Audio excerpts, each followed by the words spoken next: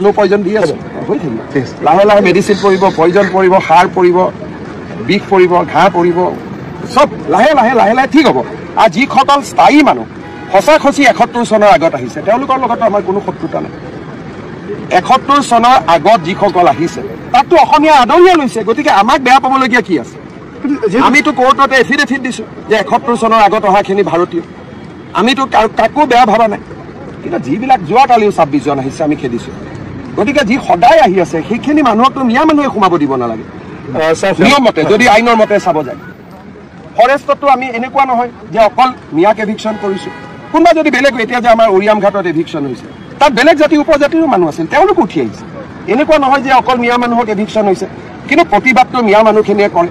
তেওঁলোকে আইন মানিব নোখোজে আইন নামানিলেতো নহ'ব ভাৰত এখন আইনৰ ওপৰত স্থিত ৰাজ্য কিমান বিঘা মাটি এজনে ৩০০ বিঘা আৰে মোৰে নাই ৩০০ বিঘা এজনে ২০০ বিঘা মোৰে নাই ৩০০-২০০ বিঘা মাটি কোনোবাই যদি লৈ থাকে মানুহৰ খং উঠিব নেকি আপোনালোকৰ আছে কাৰোবাৰ ৩০০ বিঘা ২০০ বিঘা নাই ৩০০-২০০ বিঘা মাটি এজন মানুহে লৈ আছে খং উঠিব নে নাই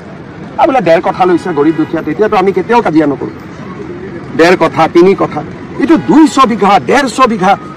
মইতো উৰিয়াম ঘাটত দেখি মোৰ মাথাই গৰম হৈছে মই ইয়াতে মই ফাৰ্ম হাউচ এখন বনাই থাকিব লাগে CM লাভ কোনো উৎপাত নাই ধুবুৰীত একো গণ্ডগোল নহয় দুৰ্গা পূজাৰ সময়তো শ্বুট এণ্ড চাইট অৰ্ডাৰ থাকিব আমি অৰ্ডাৰ উইথড্ৰ কৰা নাই চলি আছে গতিকে ধুবুৰীত গণ্ডগোল কৰিলে বিপদ আছে